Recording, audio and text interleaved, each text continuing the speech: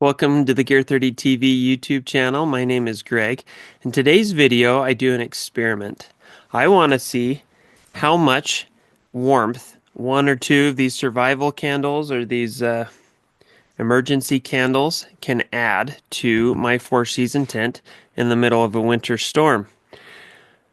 The reason I'm curious about this is because I've been fascinated by the idea of hot tent camping for the last few years. A few years ago, my wife and I did a yurt trip in the mountains of southern Idaho. We were there for an avalanche course, and in this yurt, they had a wood stove, and it was sweet. We could backcountry ski all day, we could dig pits, we could get wet, we could sweat, we could, get our gear soaked, and then at night we go back to the yurt, warm up the wood stove, dry out all our gear, eat good food, and be totally comfortable. It was really, really nice. I've always loved to spend time in the mountains in the winter.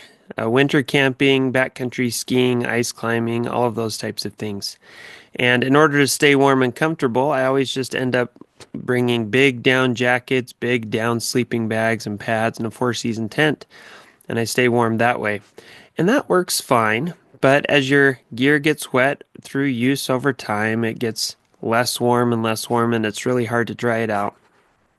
So, as the trend of hot tent camping has grown, and I've started to see that more and more, I've thought, man, that would be cool. That would be a cool addition to a backcountry skiing trip, for example. So, I've started doing research on lightweight backcountry wood stoves, and I found that there are a lot of different companies that offer wood stoves, mostly titanium, at a reasonable weight to haul into the backcountry. So, I'll show you a few highlights of what I found. All right, so this company here, Danchel Outdoors, this stove seemed like a pretty reasonable price, $300, at least compared to some of the other brands.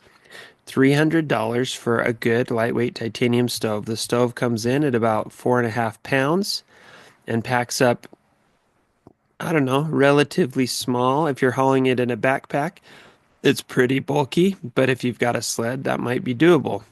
So that's a pretty decent option. This other company, Argali or something, they offer a titanium stove that's even lighter. This one is 2 pounds 4 ounces.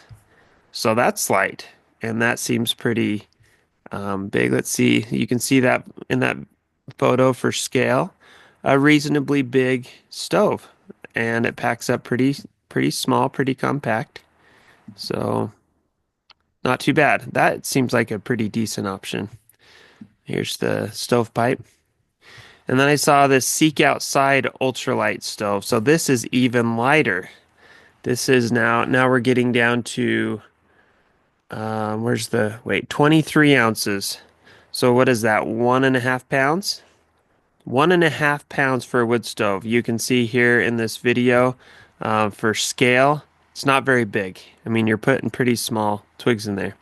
Now, one of the challenges of having a really small wood stove is you want it to heat during the night if you can.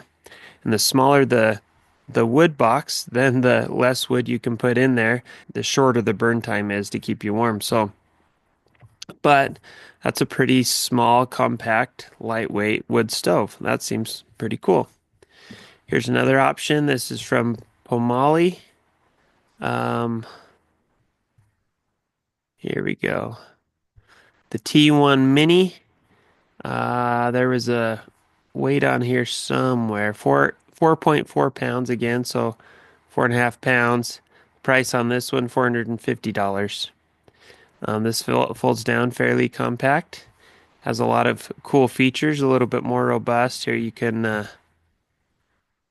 grill on it if you've got wood going, so pretty neat. This company here, Winterwell, I've seen a lot of great reviews from this brand. Really well made, $500, and I think this one is about 4.5 pounds as well, 4 pounds. So anyway, lots of good options. There's even some real cheap Chinese options from like Temu and some of those types of companies that you can find for 150 to 200 bucks. I'm not sure how good they are, but there are some options. Here's a video of Outdoor Boys doing some hot tent camping. So he gets his tent set up here. his stove. This is a heavier stove. My stove installed. Hopefully this will keep me nice and warm. And here's a video of my buddy. He's out hot tent camping. Synthetic holds the heat extremely well. Borderline 90 degrees, and it's 11 outside. It's like an 80-degree difference. I don't think I'll be cold tonight. Got all my firewood. Yeah, I'm gonna go to bed. So anyway, there are some challenges with having a wood stove.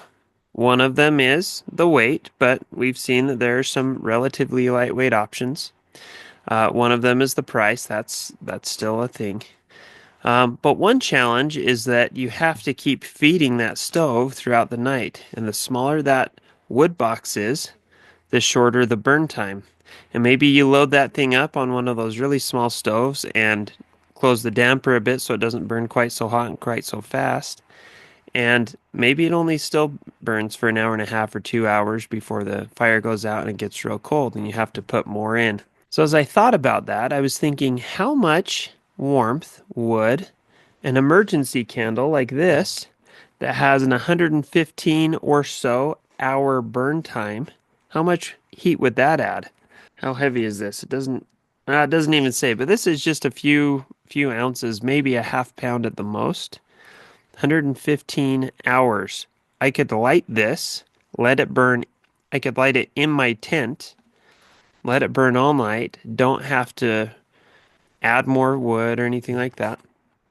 And if this could add a decent amount of heat and it could literally be in my tent, maybe that's a good option. Or if you do two of them, maybe you add double the heat. I was thinking, God, I could haul that into the backcountry. And if it works, and if I've got room in my tent, or maybe I rig some sort of a hanging kit so it can be off the ground and we're not going to bump it, burn burn a hole in our sleeping bag or something like that, that might be a good option. So I went out into the woods, set up my tent, and spent the night with a couple of candles to see how much warmer that tent would stay, and if that's a good alternative to a wood stove.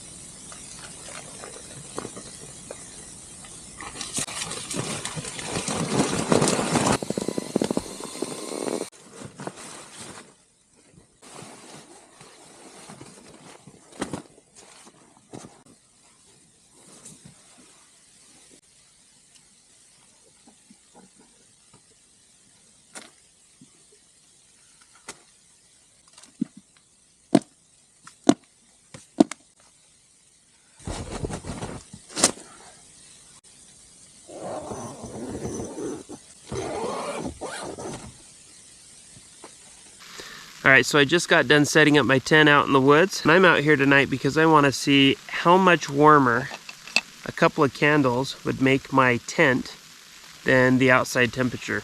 Now, I already know that my body heat, just by virtue of being in the tent, is going to get the tent a little bit warmer than the outside. But then I'm going to light a couple of these candles, and then I'm going to check from time to time to see how much warmer this tent will stay. I'm going to keep a couple of vents open for fresh air so that I don't asphyxiate myself. That's going to let a little bit of the warmth out, but it's also going to keep me alive. Anyway, not a super scientific test, more of just a curiosity for me, and I think it's fun to get out and sleep in a tent out in the woods sometimes. I am going to get these lit, and then I'm gonna eat some food.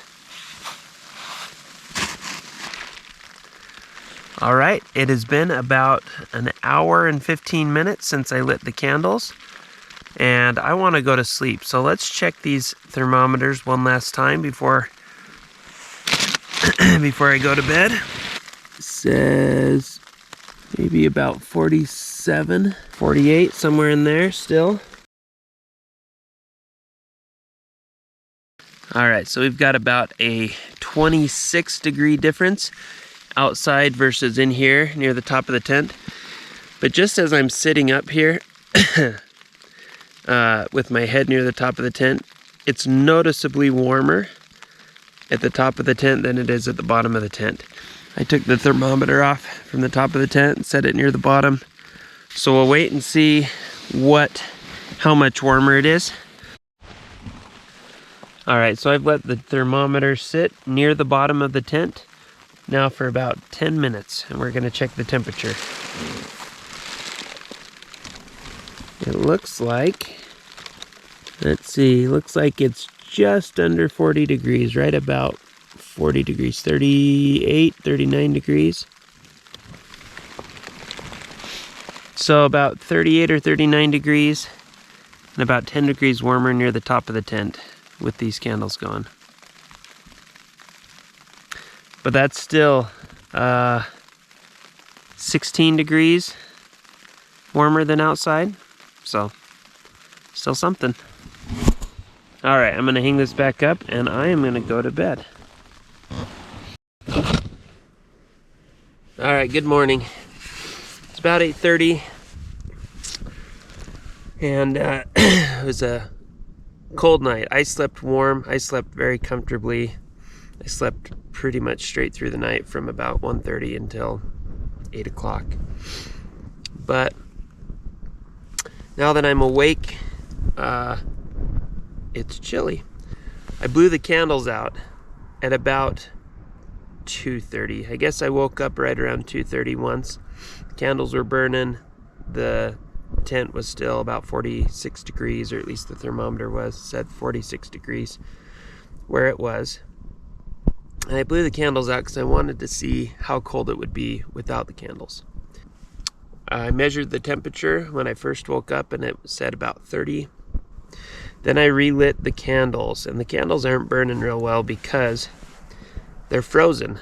The liquid fuel that they burn off of was frozen, so I had to try to warm that up a little bit just to get them to light. They're lit now, but they're not burning very strongly.